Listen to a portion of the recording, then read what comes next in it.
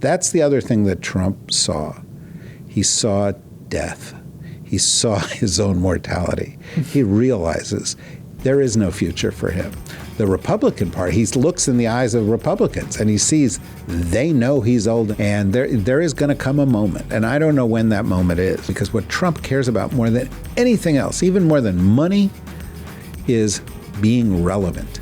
And it's going to be and he's going to make this desperate play. David Rothkopf is here with us in the studio, which is so exciting because normally you're on the Potomac, in Potomac. It's very exciting for me, too, because I wanted to come and see the billionaires leaving Manhattan. Oh, yes. That's a thing people do now. Yeah, did you spot we were them all on the way everybody's out? sitting by the Lincoln Tunnel, waiting for Bill Ackman to go by. Come and help them. Go by with a U-Haul trailer. Where is he going, by the way? Well, they'll all go down to Mar-a-Lago, West Palm Beach. Okay. That's where they go. Where will Elon be? Elon, I don't know. I think he may buy France. Oh, he's going to buy France. Now he can buy a country now. He can. With $1 trillion, you could get a pretty good-sized country for $1 trillion. Where would you? In the Caribbean? Oh, that's too down market for him. Right. So he wants Europe. He wants part of Europe. He wants something that's got a little history. Okay, Italy. Italy would do. Italy would or do. I don't know if you can get all of Italy, but he could get Sicily. Well, we had a huge response to your column, why the Democratic triumph is only Act 1 of Trump's end. Please explain. Please explain what's going on, what's happening, David. Well, I just think, there's a lot of things happening at once, and none of them are good for Trump, right? And so the economy. This was the big issue in the elections. 61% of Republicans said Trump's doing a bad job with the economy. Well, is it going to get better or is it going to get worse? Yes, go on. Well, and that's, if you talk to economists, they're worried about a bubble in the market, AI-driven bubble or some other kind of bubble. Talk to people in the housing market. There's 500,000 more houses on the market than there are buyers right now. There's a real crisis in the housing market. Labor, this week, we saw new data about job losses at the worst levels in 20 years or something like that. It's just getting worse. Inflation, the only thing Trump knows how to do is put on tariffs, and that's pushing up prices, so inflation is going to go up. To be fair, is that the only thing Trump knows what to do? Well, come on, he had the Gatsby party. He can throw a party. No, he does, and that's another part of this, right? So on the one hand, the economy is getting worse and worse. Meanwhile, what's Trump doing? The Gatsby party. In his mind, he probably thinks he looks like Leonardo DiCaprio, right? No. There's That's something much too modern a reference. It's got to be Robert Redford, the Robert Redford Mia Farrow version, that was right? a pretty crappy Gatsby. Come on, Robert Redford looked fantastic in those cream clothes. Oh my God. He looked amazing. My wife feels the same. I wrote something for you when Redford died because he was a friend of ours, right? But he was a friend of ours, and my wife, who's kind of oblivious, she was like, "Oh yeah, no, I know this guy. He's a nice guy. We like go and visit his house and stuff like that." And I said, "Have you ever seen any of his movies?" And she was like, "No." And so I said, "Well, let's watch The Way We Were. Let's watch The Natural, or let's watch Butch The Cassidy, Great Gatsby, or Out of Africa." And my favorite. She was like, "Oh my God!" Right. Well, to be fair, that was a few years ago. But I think that Trump's reference is probably the Robert Redford version, not Leonardo DiCaprio. Right. But the most important thing about Trump's reference is he's completely clueless to the fact that this book was written about the soulless lives of the rich who were celebrating while America was in the middle of a depression and suffering, right? Right, careless people. And that's the theme. The great Trumpy is the theme, or, let them eat ballrooms, because you've got a lousy economy for all of us. Let them eat ballrooms. Let them eat ballrooms. Well, the prices of healthcare going up.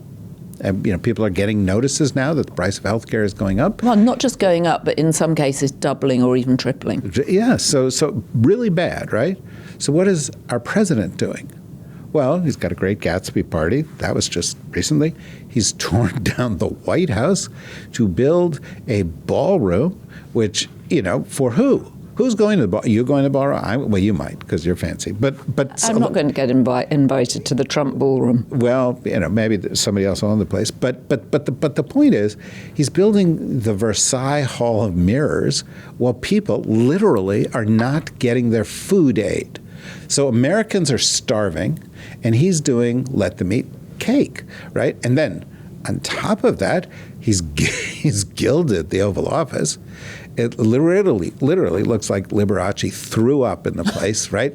Everything is covered in gold. He's even got like somebody printing out like white sheets of paper with gold type on it saying the Oval Office. Well, do you think that was because he didn't know where he was? Yeah, I think they're starting to put little notes around. Right, which is what they advise you to do when you have an elderly relative, right? You put Post-it notes saying, this is the oven, don't touch. This is the fridge, always close the door. Right? It helps people. It orientates this is J.D. Vance. Don't turn your back on him. Right, you should have a huge Post-it note on him. Right. That's very good. And also, of course, he paved over Jackie Kennedy's Rose Garden. He paved over the Rose Garden so ladies' heels wouldn't, I don't know, there's some argument, but he's made it look like Mar-a-Lago. He's making everything look like Mar-a-Lago while people are starving.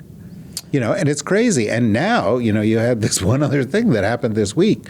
So if the ballroom wasn't enough and the gilded throne room wasn't enough and the $5 billion he and his family have grifted in the course of this administration. And the $20 billion he sent to his friend in Argentina. Well, but all of that, if that kind of largesse among the billionaires wasn't enough, his right-hand man from the beginning of the administration, whether he likes it or not, in everybody's mind, Elon Musk, just got a $1 trillion deal. $1 trillion? And so, to me, this is what Trump's going to be left with. We know. It's like if I ask you about the Tiananmen Square uprising in China, you'll say, oh, yeah, that was the guy and the tanks. Mm-hmm. There was one image that sticks in people's mind. There's a meme, right? And I think with Trump, it's really let them eat ballrooms. He thinks that this is going to be a monument right. to his taste and his ability as a builder. And everybody's going to look at this thing and go, yeah, he was building a gold-plated ballroom for billionaires while we were starving, and my grandma had to move into the basement because she couldn't get health care, and I couldn't get help from the VA because he fired everybody from the VA, and I couldn't get home for Thanksgiving because he had the longest government shutdown in history, and they shut down the area. And so it's the opposite of governance. It is kleptocracy, writ large. And that's who Trump is right now. And he can't get away from it. That's the message of the election, because all these Republicans are kind of like, we better fix this. Well, you've got Marjorie Taylor Greene turning up on The View and telling people that she's decided to be nice to people after a career of being vile to people. Well, I think she's obviously, and the one thing she said, which I thought was interesting, was, I go to the grocery store, which clearly Donald Trump doesn't do, and she sees prices are going up. So you can't tell people prices are going down when they themselves go. They stand in the gas station and watch the little dial go up with the gas prices. But they also know, as a result, that Trump is full of shit. And so, example, this week, he says, oh, well, prices are going down. Walmart announced their Thanksgiving basket, and it's 25% cheaper than it was under Biden. And, Walmart's a AAA company, he said, while he was saying this. I'm not sure what exactly he meant by that, but I'm sure he's never ever been in a Walmart. But what he didn't say was that because prices have gone up so much, the basket that Walmart is talking about was 21 items last year, and it's 15 items this year. What have they taken out? Do you know? I don't, but a lot of the items that were in the basket last year that were kind of brand name, they're now Walmart brand items. They had to downsize it and downgrade it, down quality it, just so people could afford their Thanksgiving. And he thinks, oh, well, people will buy this. And the other thing, by the way, who's living in Trump's head right now? Weirdly, Zohran Mamdani, because what does he start talking about yesterday? Affordability. Right, I noticed that. So he's looking at someone who he now realizes is a winner, right, and he's trying to adopt his tactics. The story of his life. It's the story of his life. I'm in Queens and I'm rich. Everybody should like me. Oh, they don't? Well, maybe I need to move to Manhattan. Oh, that's not enough? Maybe I need, a trophy wife, or maybe I need, a jet, or maybe I need, he's constantly trying to be to win some kind of approval that clearly he didn't get from his parents. So if you're Donald Trump, what are you thinking given the results of Tuesday? Well, do you think he understands? He does, and there's a lot of talk about this within Republican circles, I know, and I know there's even talk about it in the White House. They know that they're losing right now. There were on Tuesday there were zero good results for the Republicans, absolutely zero. And the first thing he said was, "We got to cheat more." Right? The first thing he said, I think, was, "Well, I wasn't on the ballot." Right. Well, that was part of it, right? But then he's like, "We've got to do voting reform or electoral reform," right? Which is, what does that mean? Well, it means gerrymandering. No voting for by mail, gerrymandering, changing the laws, suing people, sending troops into the cities to scare people away from voting, and that's because he knows he can't win in a fair fight, and so that's. In some ways, you've really put your finger on it. This is classic Trump. When things go wrong, his first reaction is not my fault. Right. Because he has no character, can accept no responsibility. And then his second reaction is, how can I cheat my way out of this?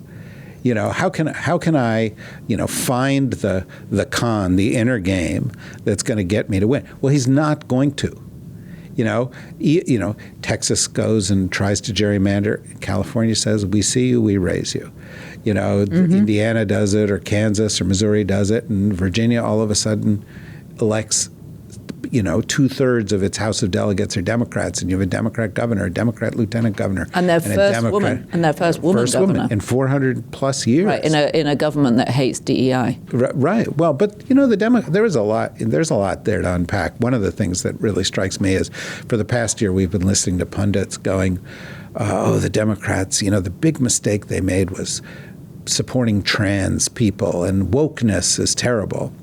Well, everybody who got elected, the centrist Democrats who got elected, and the progressive Democrats that got elected, like the mayor in New York, but also the mayor in Boston and the mayor in Detroit, all of them embraced diversity, inclusion.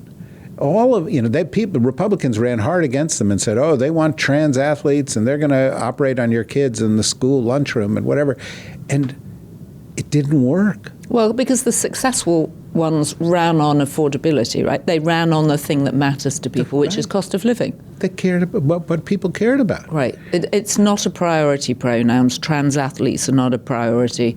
Right, but a lot of this is a priority. There's all this bullshit, like, you can't say trans, or you can't be woke, and that this is the problem. And the Atlantic, and you read all these articles in the New York Times, and it's like, oh yeah, Democrats, they can't be woke, and they need to get hardcore, and young men voted for Trump, and they're assholes, and so what we need is more assholes. How do you get more assholes into the Democratic Party? Right, that's so true. That's right? So true. What a mistake. Well, guess what happened?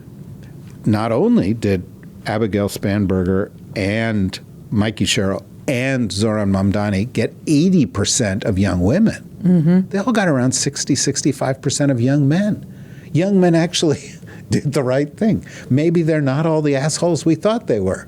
Or maybe you didn't have to treat them like that. Maybe they didn't want to vote for Kamala and Tim Walz. Or maybe they thought Joe Biden was out of touch, or who knows what it was. I think a lot of them just didn't show up, because another thing you saw in New Jersey and in New York and in California with Prop 50 is huge turnout. Mm-hmm. People cared. And, a lot of the arguments are, well, we have to win Trump voters in order to win. Well, that's not true, actually. You have to get Democrats out. You have to get people to vote. And the key people to vote are young people. And, that's the other thing that Trump saw. He saw death. He saw his own mortality. He realizes there is no future for him. The Republican Party, he looks in the eyes of Republicans and he sees they know he's old and dying. They know that he doesn't have a future. That's why he keeps talking about, I'll run again or whatever. That's just to seem relevant. But what does the Republican Party do? Because they've completely succumbed to him. The Republican Party is the Trump Party. Who even begins to think about a future for the Republican Party when they've been, well, certainly his current cabinet have been, cheek by jowl with him? Well, I think they're going to regret that. I think they're tainted by that. I think foreign leaders who've said, I'm going to rub it with Trump, and I'm going to be all Trumpy. And then there's going to be a new administration in Washington, and they're going to go, But haven't they all been doing that?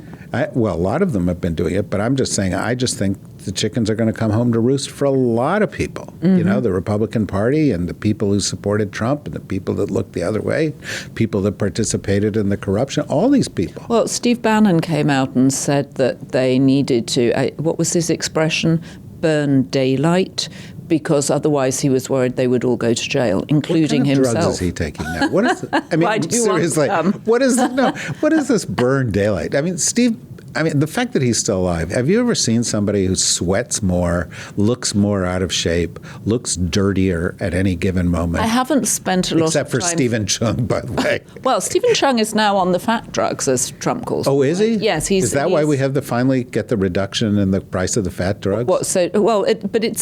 Michael Wolff was making the point that the reason Stephen Chung never made it to be White House press spokesperson was that Trump doesn't respond to the fact that he's obese. No, he doesn't. Trump, he only wants to hire attractive, young blonde women, and then Pete Hegseth, who's the equivalent, right? And American Doll. But Jabba the Hutt, is the White House communications director, and right. Didn't he single you out recently? Well, you said that, but I didn't actually get the backstory. Well, he said you are less than nobody. Less than nobody. Well, that's true. That's what my family thinks. Okay. But fuck him. But the reality is, yes, that they all have a reckoning coming. And I think they will try their best to cheat their way out of this next election, because they know that if the Democrats win the House, it's over. Trump is over. He will be 80.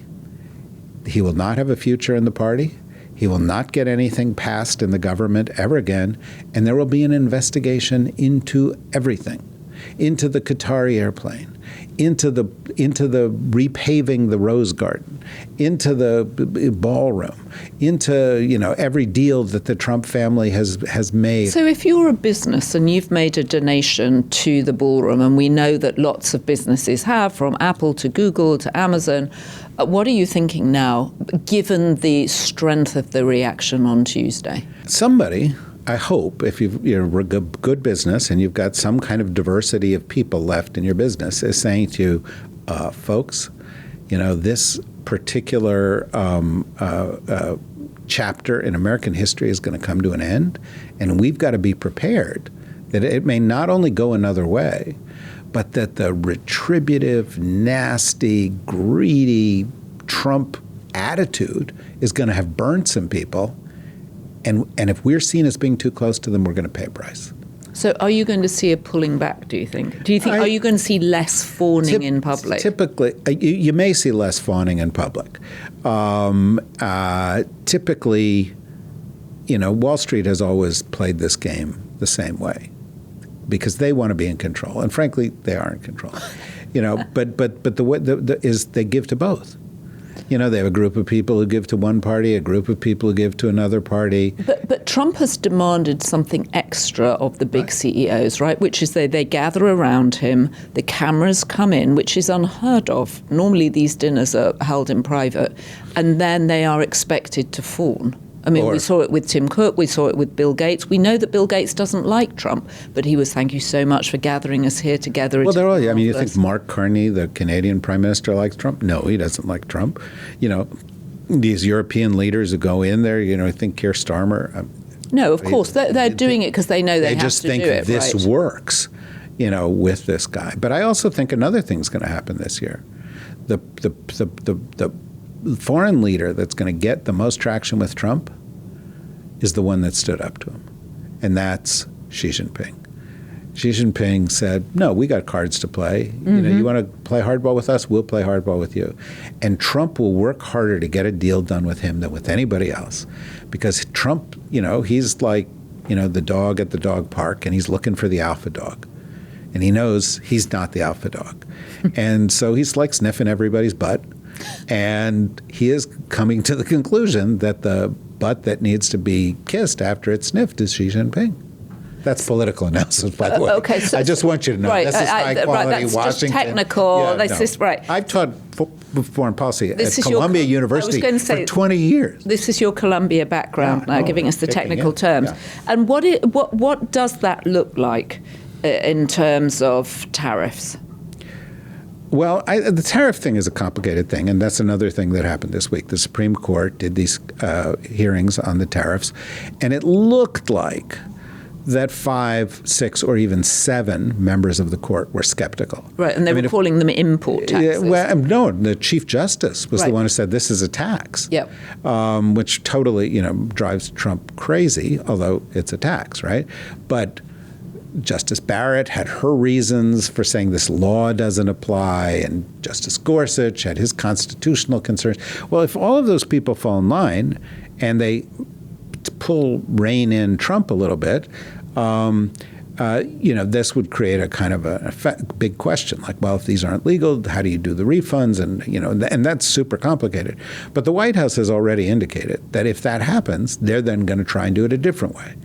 And the reason is Trump really, in his heart, believes that tariffs create revenue for the United States from someplace else. Right. That he doesn't understand that the American people are paying them. It's an import tax on us. Right. And even are more expensive. Even his representative in the Supreme Court case, the Solicitor General, Sauer, said, well, the studies we use show that 30 to 80% are paid by Americans, right? Well, the 30% study, that's baloney. Right. The point is that 2/3 or 80% or whatever paid by Americans, and the rest are paid by U.S. corporations that are passing it on in some kind of other way. So we're the ones suffering from these things. Why doesn't Trump understand that? Why is he so dug in over tariffs? There are issues where Trump feels that anybody who offers a counter opinion is anti-Trump, and that therefore he can't embrace. And notice people. Right. I remember talking to people. One of the books I wrote on sort of how Trump foreign policy worked, and John Bolton and Fiona Hill and all these people who were Vindman who were working in the White House, they learned they can't bring up Russia, because he thinks anybody who brings up Russia is bringing up Russia, and is accusing him of something. Right. And so they just laid off the issue. And I think that's part of the issue that's going on. He's got a bunch of, first of all, he got rid of anybody who would, give her a counter opinion. He surrounded himself with sycophants. Well, and surrounded himself with people who have no political history themselves, right? Haven't worked in politics, apart from Marco Rubio, maybe. But I mean, but he at the DOJ. Marco Rubio had his spine surgically removed, apparently, because he was once anti-Trump, and now he's like whatever he says. Well, and J.D. Vance once called him the new Hitler, and here he is snuggled up to him. Well, J.D. Vance someday, there'll be books, and this will be like, what do you call somebody who's got no character? And then you say, oh, J.D. Vance. So J.D. Vance will become like a hillbilly. Well. Yeah, yeah, that's a nice analogy. But yes, I mean, there's this group of people though who are not correcting him.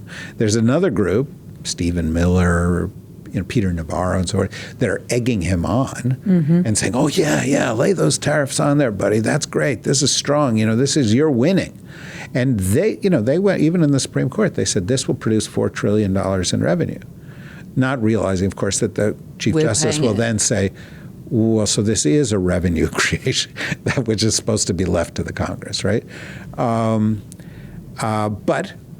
this is one of those issues where he won't take no for an answer, and so he's stuck. All right. So one of the things we know Trump is really good at doing is changing the conversation. We've had, I think it's now up to 70 people killed in the Caribbean, right, and occasionally in the Pacific, right.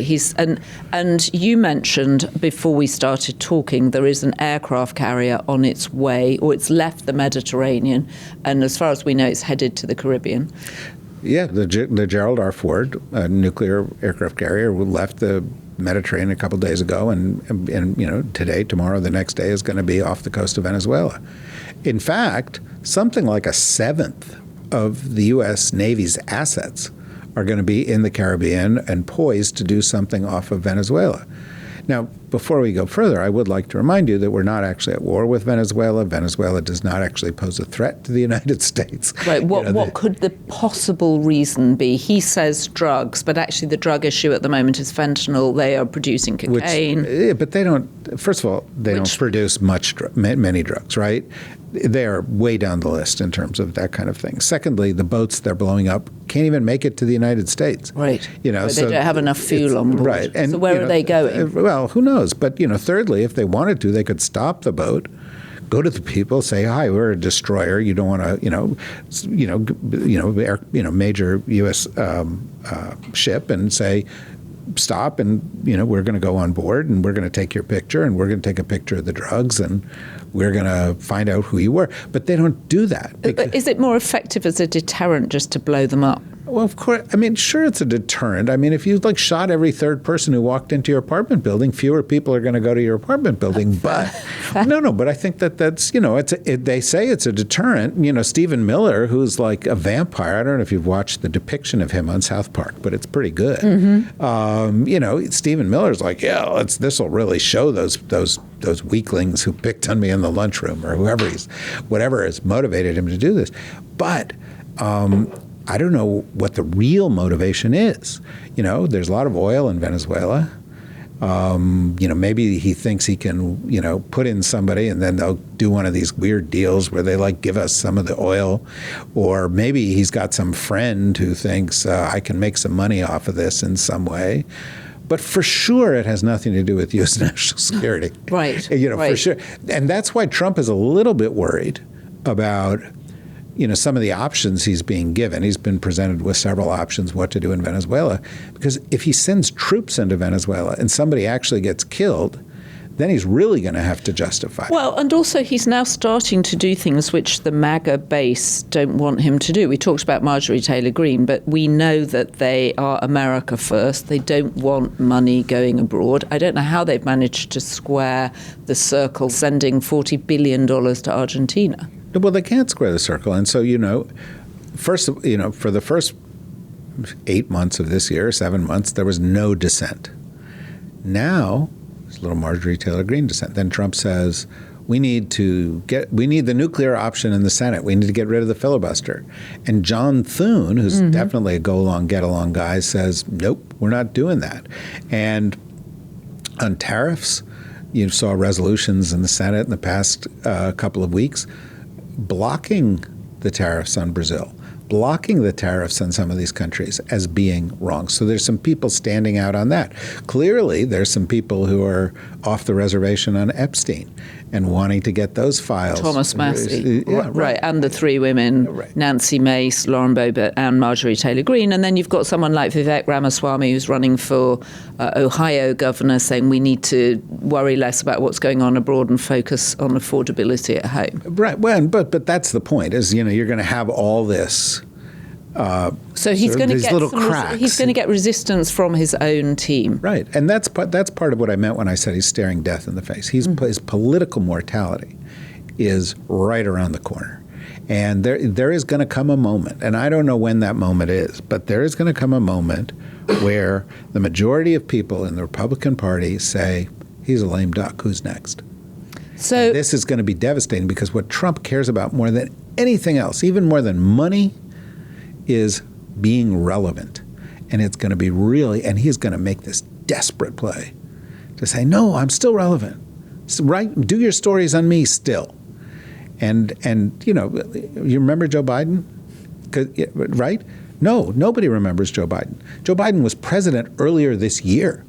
Right. Well, that's incredible to think of it like that. So does this mean that Trump is going to be forced into saying he's running for a third term and enjoy all the Sturm und Drang around that? I think he's going to have people saying it. He says he's going to do it. Then he says he's not going to do it. Then he says people say I should do it. And then the longer it's hanging out there, it's just a desperate attempt to cling to relevance. It's It's the policy equivalent of a trophy wife. It makes him feel younger.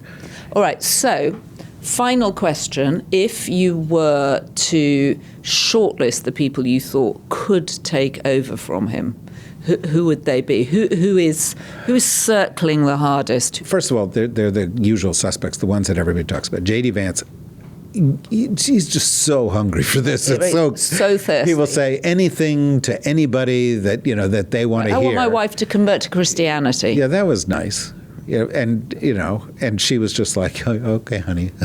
Well, I think she wants the number one slot too, right? Yeah, right. Apparently. I mean, that's one of the analyses that's out there. People are analyzing Usha Vance's motivations, but that, Well, who wants to be second lady? Nobody. You want to be first lady. Well, okay. Fine. Marco Rubio, is Marco Rubio, thinking it could be him? Sure. And Trump even refers to them. Well, JD would be good, Marco would be good, so forth. Does Pete Hegseth think it could be him? Well, he's stupid enough to think anything, right? So, right. he might. Are there other people out there? What about Sean Duffy, the hapless transport secretary? He's such an idiot. Wasn't he on Survivor or something? Wasn't he on some Road Rules or something? He's another. He was on the Real. Wasn't he on the Real World? Yeah, he was on the Real. Some horrible thing.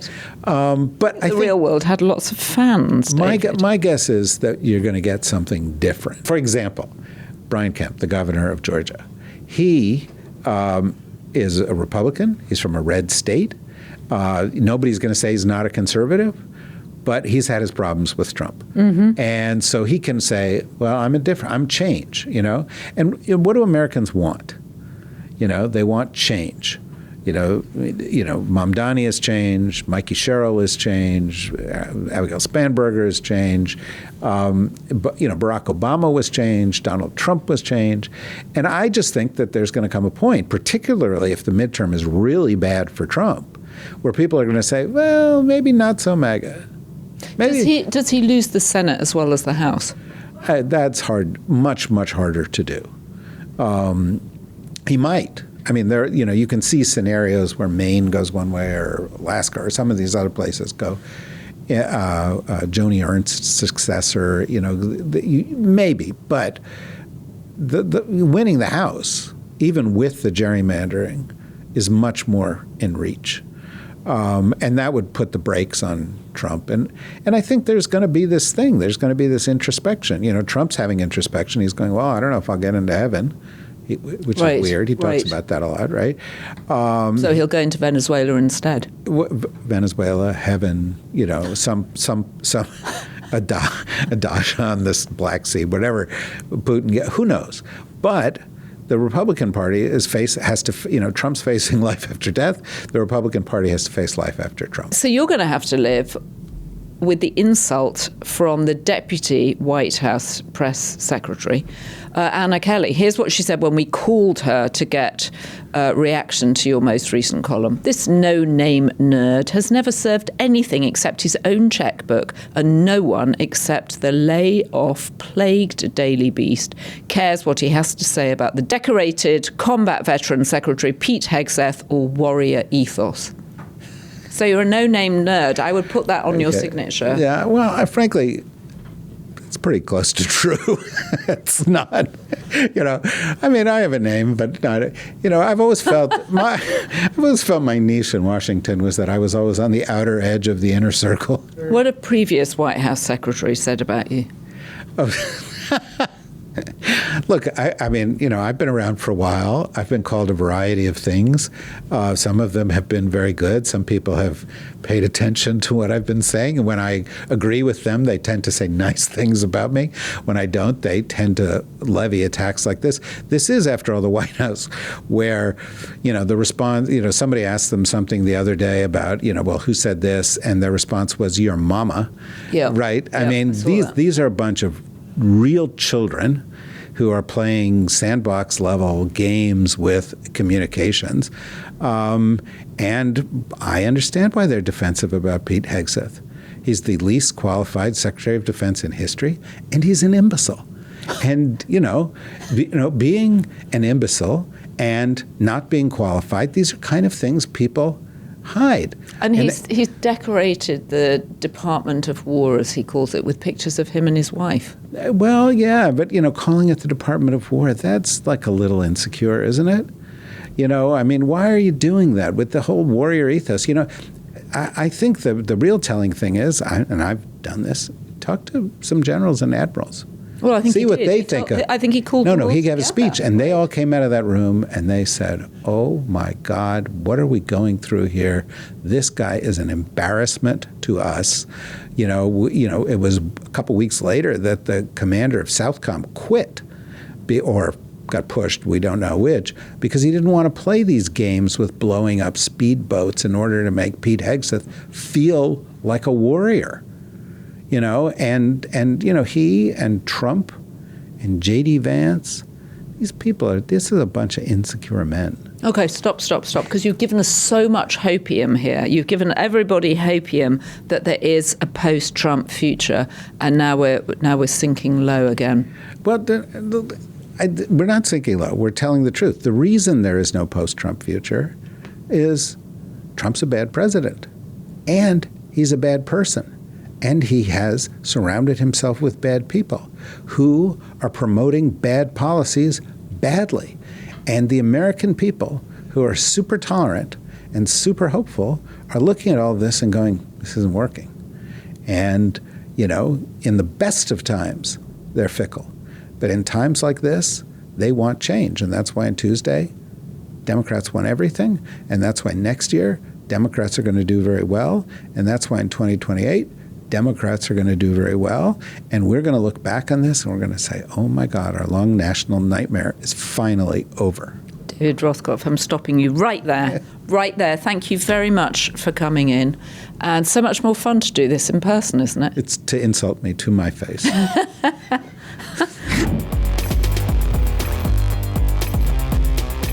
All right. If you have been, thank you for joining us. Don't forget to subscribe to the Daily Beast podcast. Leave us a comment. Your comments on David's thoughts, please. And you can watch the Deep State Radio podcast that we do, or on YouTube. Well, I was just going to say, David has his own entire network of Deep State Radio podcasts. Which are, we do 15, 17 podcasts a week. We do the New Republics podcast. You hear podcast. That? 15, 17 podcasts a week. And you know what? The thing that really distinguishes our podcast, they're all big name experts. They're all big There's name not no-name people. But Deep State Radio and Words Matter and the Deep State the daily that we do, people can find them on YouTube, they can find them on Instagram, they can find them on TikTok, and they can go and wherever they get podcasts, they can listen to the podcast there. And the last time I did one of your podcasts, a lot of them did. Good. So good, I'm good. real grateful. DSR, right? That's how you find it. DSR, Deep State Radio. DSR network. Yeah. So, David Rothkopf, thank you. Support the Daily Beast. We're independent media. We appreciate your support. You can subscribe to the Daily Beast so you're up to date minute by minute on everything that's going on. And leave your comment for us on YouTube, a review, Apple, Spotify, wherever you get your podcasts.